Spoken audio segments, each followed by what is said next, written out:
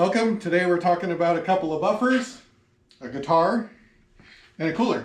You're probably wondering what the cooler has to do with it, and I'm going to tell you. I'm going to hand off my guitar to my assistant here. I love Stuart McDonald. They make the best products in the world. They have the best customer service outside of maybe 92 guitars.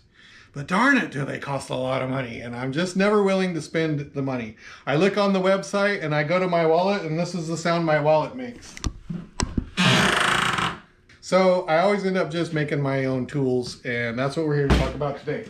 I have two buffers here. I do have the Stuart McDonald one, and I think today these are about $1,000. Now I think this buffer is worth $1,000. It's worth probably more than that. It's an amazing tool. It does an incredible job. The only reason I have one is because my dad has been building acoustic guitars for a long time, and I recently just inherited this. And so now I have an actual Stu Mac buffer, and let me tell you, when my dad bought this thing, it was probably only $600 when he bought it, but I coveted this thing like you wouldn't believe. I wanted a buffer like that so bad at my shop. But again, my wallet just made that noise, and it wouldn't open wide enough to get one of those here in the shop. So I did what any luthier would do, and I built my own buffer. I went and got a motor from my brother, and if you want to save money on building your own buffer, get a brother who has a motor and take it from him. All right, so the important thing about this motor, they come in two speeds.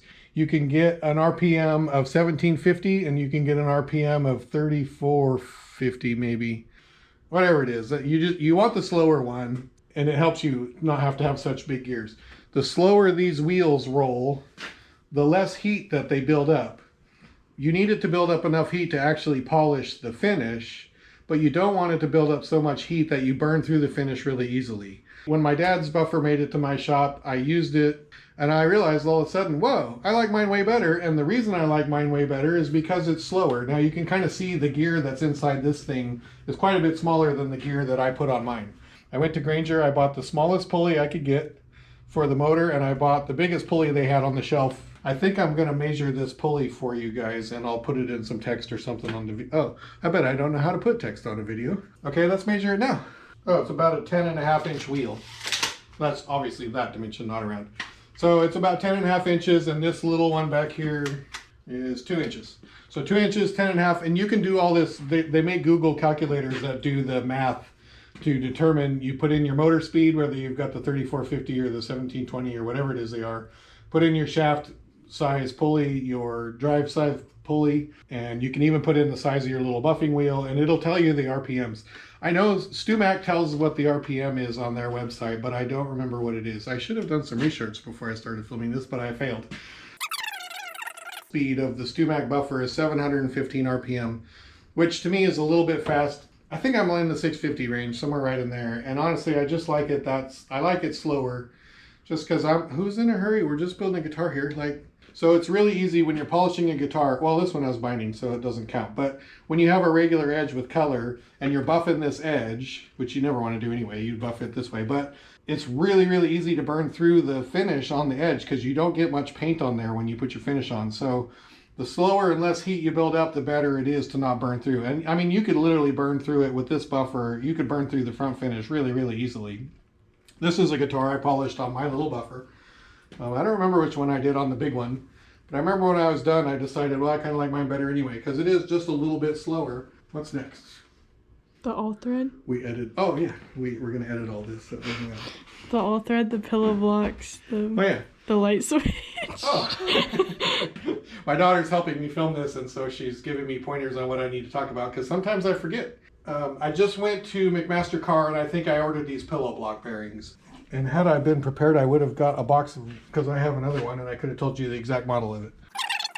These are the pillow block bearings I used. It's a VXB P204. They're the greasable ones, which I've never greased mine. Shocking.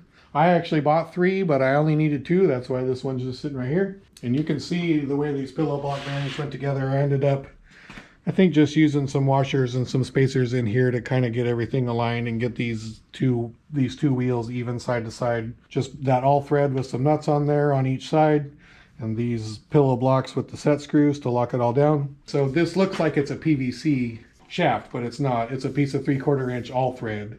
The important thing to do is roll it on the floor before you buy it, because if you don't roll it on the floor, you won't know if it's straight or not. And I'd say the first 5 or 6 I rolled on the floor, you know, they were doing this kind of thing. They were wobbling like crazy till I finally found a straight one. So then I put the all thread through there, and the reason there's PVC on here is because when you're buffing your guitar and you touch this spinning shaft, that all thread will just chew up your finish, but the PVC really doesn't harm it at all.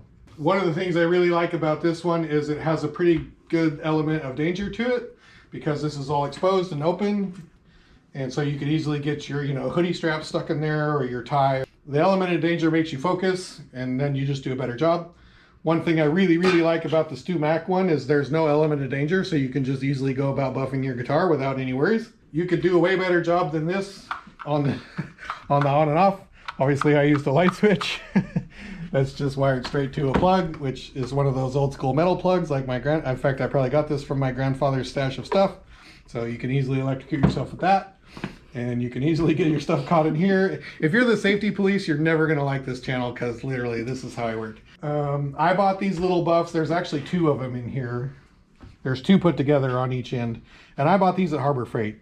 These you can get for a 3/4 shaft from McMaster Carr, I think.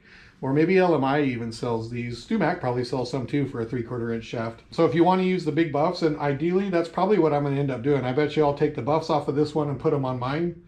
And then I'll have the ultimate buffer for me instead of the Stu Mac one, or maybe I'll just sell this one because I'm never gonna use it. Obviously the bass is, it's beautiful. It's a work of art.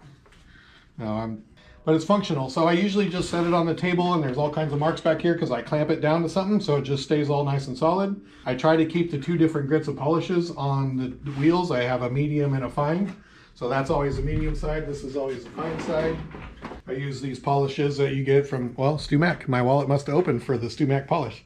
It's a really good product, I use those polishes on the wheels, and man, the thing just does an amazing job. I think in total I gave my brother $50 for this because he's usually hungry. No, I'm going to edit that out. I did pay my brother some money for this thing, but I'm sure it wasn't what it was worth. I got a good deal on the motor, but I think you can pick these up on Craigslist for $100, $150 maybe. I don't know. You'll find a motor. Just dig around, look for it. I don't remember how much the pulleys were. They were more expensive than I thought they were going to be, but they were probably $75 for both pulleys maybe.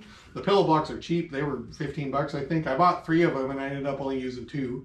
I mean, we're under $150 here to build this little buffer versus the $1,000 Stu Mac buffer, which I'm not knocking Stu Mac's buffer. It's awesome. It's $1,000, man. You build a lot of guitars for $1,000 worth of material. So, well, it is heavy. I mean, it's just a wood base with the motor bolted to it and some pillow blocks and a couple of pulleys on a piece of all thread with a belt. And you can just wrap a string around the 2 pulleys and take it down to your auto parts store and give them that string, and they'll know how long of a belt to give you, and you're off and running. Like, this thing couldn't be, it probably took me 2 hours to build this thing. It's just nothing to it. Super simple. Save yourself a fortune, build more guitars, have fun with your new buffer. You're going to burn through your finish, and you're going to cry, but you'll get over it, and then eventually you'll make a great guitar finish. Thanks for watching.